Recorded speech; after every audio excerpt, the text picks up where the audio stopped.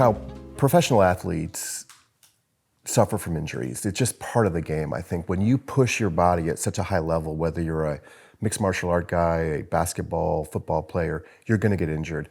Talk about injury recovery. Talk about how you overcome injury. Talk about your own injuries. What injuries have you suffered, and how did you get over them? Thank you, brother. I've had quite a few.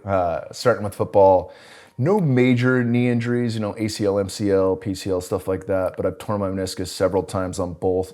My knees MRI'd are bone on bone, which is really a funny thing because I don't feel like that. And when I had my MRI read from a standard doctor, he's like, "How are you walking right now?" And I was like, "What do you mean? I'm jumping and running." What are you talking about? How am I walking right now? I just back squatted a decent amount of weight. I feel pretty good about the way that I move. And he said, "You're absolutely bone on bone. There's not a shred of meniscus left. There's no way you shouldn't be in pain right now." And I said, "That's interesting. I only feel pain when I eat like shit. I only feel pain if I have a bunch of beers. I feel pain when I have consistently bad food, and inflammation raises, then all those old signatures, Even if my knees feel great, one day I go on a bender for a week, all those old pains are gonna come back, right? I've broken my neck in 2012. I've had my left orbital smashed twice. Left eyebrow was smashed in one of those from a head kick. Tore my right labrum, which did require surgery. I tried to do everything I could without it, but my right arm was just sliding out of the socket every time I'd throw an overhand right. And that took a long time, but interestingly, having surgery on my right labrum connected me with Kelly Starrett. That's what allowed me, doing his work allowed me to get this right arm back overhead. It took me a year and a half to do that following his protocols. So, there was a blend of using the best in modern medicine. Sure. And then the best of outside that medicine. Guys like Kelly that really know their stuff. And Kelly, doing his work on my knees is what allowed me to not have surgery on my knees. Unbelievable. So continuing to get work with him. There's things like stem cells, peptide therapy. I've done a bit of all that, but really it's kind of what's the meat and potatoes. The meat and potatoes is the daily work. It's food I put in my body. It's when I go to bed. It's my mobility practices. It's hot and cold therapy. It's all the things that are going to make me feel my best. Mentally, emotionally, spiritually, physically.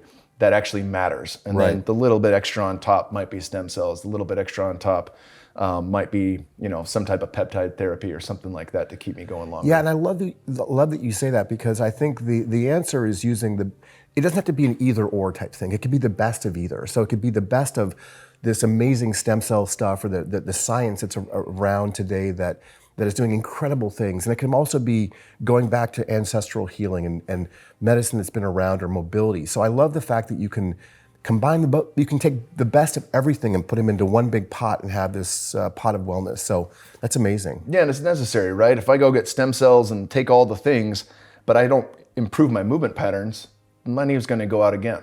It's just a matter of time. And I don't wanna be back for more stem cells, back for more BPC, back for whatever the cure is. Right. If I don't fix the movement pattern and open my body up, then I'm gonna run into the same issues again and again. So in each one, Paul, again, he has this brilliant, archetype of the pain teacher. What is the pain teacher teaching you? And if I can listen and learn from that, the pain teacher always starts with a whisper. Right. Hey, I'm here. Yeah, it's just a whisper. Most of the time we ignore that whisper, and then it's a knock at the door. And then if we still ignore it, it'll kick down the door, and now you've got 6 months of recovery. Right. So having had, ignored the pain teacher in the past and learned from those experiences, now I hear the whisper. And with that, I know what's necessary for my body. What positions do I need to put myself in to open back up and prevent, and really be ahead of it. Because you're right, we're taught to ignore the pain. We're taught to either ignore it, and if we feel it, we're taught to mask it.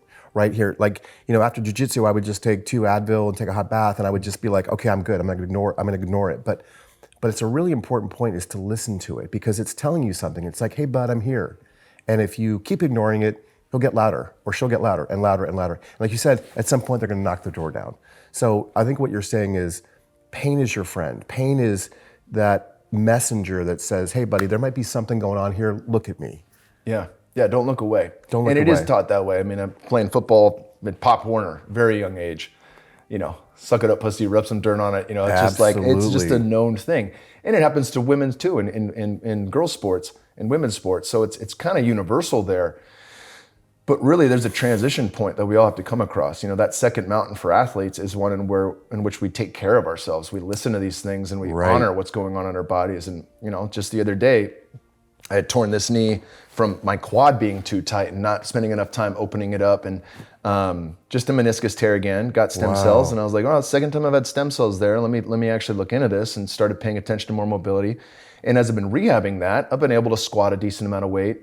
You know, and just 2 days ago, I went to squat and my knee was hurting. I was like, okay, I'm just gonna do some lunges. Right. If that doesn't feel good, let me do some Bulgarian. Bulgarian. Switch it up, see what works, and train around that to help build it back up, and then give it the rest, give it the love and that it absolutely needs, so that I don't run into re-injuring that. Right, so it's developing an awareness for your body. It's rather than ignoring it or masking over with, you know, pain medication. It's just taking the time to be present with your body and listening to what it's trying to tell you. Because the one thing I've learned is that your body wants to heal. Your body wants to keep you alive. Your body wants to keep you moving, and if you ignore it, you run the risk of lots of other bad things happening. So it's a body awareness thing. Absolutely, brother.